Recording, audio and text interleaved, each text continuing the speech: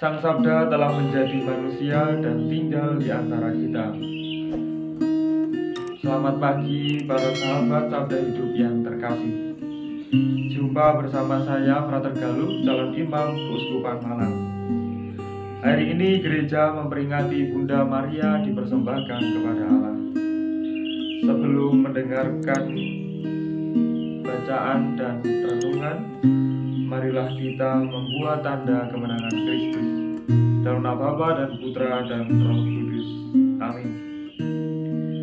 Semoga Tuhan beserta kita sekarang dan selama-lamanya.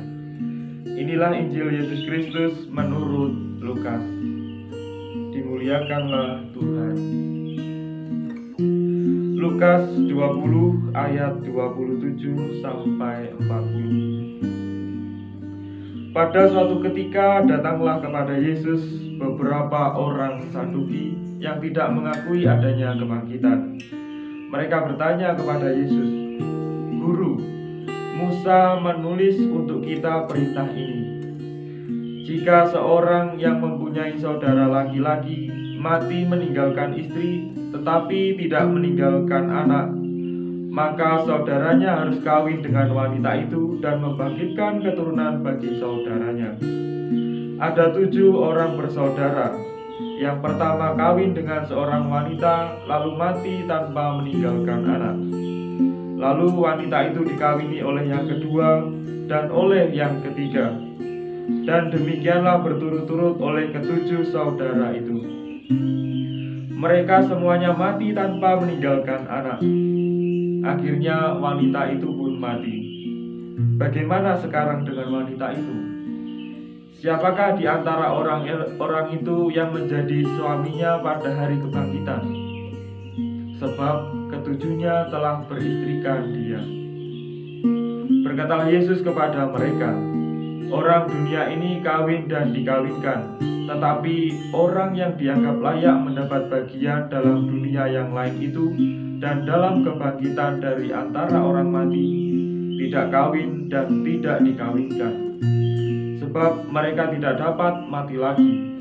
Mereka sama dengan malaikat-malaikat dan menjadi anak-anak Allah, karena mereka telah dibangkitkan." Tentang kebangkitan orang-orang mati, Musa telah memberitahukan dalam nas tentang semak berduri, di mana Tuhan disebut Allah Abraham, Allah Ishak, dan Allah Yakub. Ia bukanlah Allah orang mati, melainkan Allah orang hidup, karena di hadapan Dia semua orang hidup. Mendengar itu, beberapa ahli Taurat berkata, "Guru, jawabmu itu tepat sekali." Maka mereka tidak berani lagi menanyakan apa-apa kepada Yesus. Demikianlah Injil Tuhan. Syukur kepada Allah.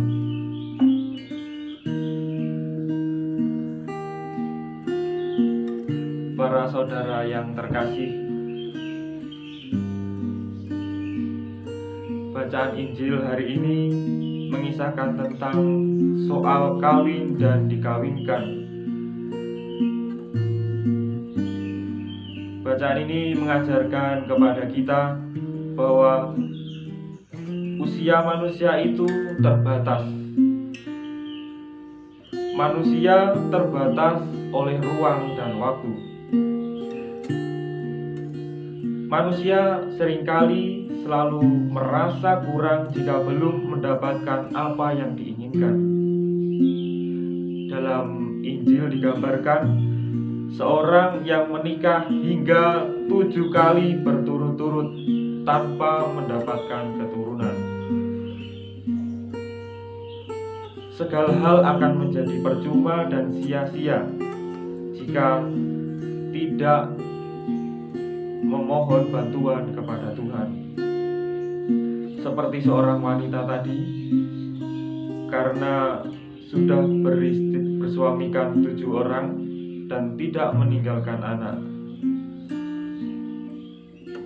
Hal ini mengartikan bahwa keterbatasan usia manusia yang singkat ini, kita diajak untuk berserah kepada Tuhan.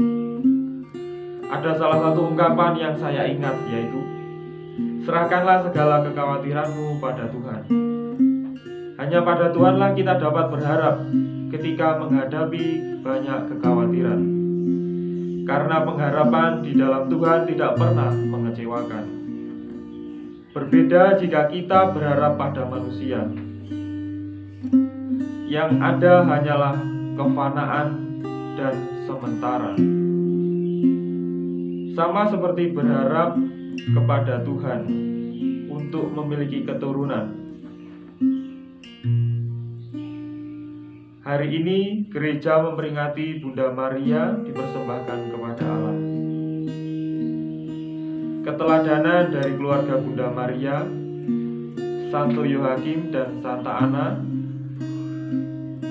yaitu sikap pemberian diri secara total kepada Tuhan. Kedua orang tua Bunda Maria, Santo Yohakim dan Santa Ana, mempersembahkan Bunda Maria kepada Allah. Kita tahu bahwa Santo Yohakim dan Santa Ana baru mendapatkan anak di usia tua. Mereka tekun berdoa dan selalu berharap untuk diberi keturunan.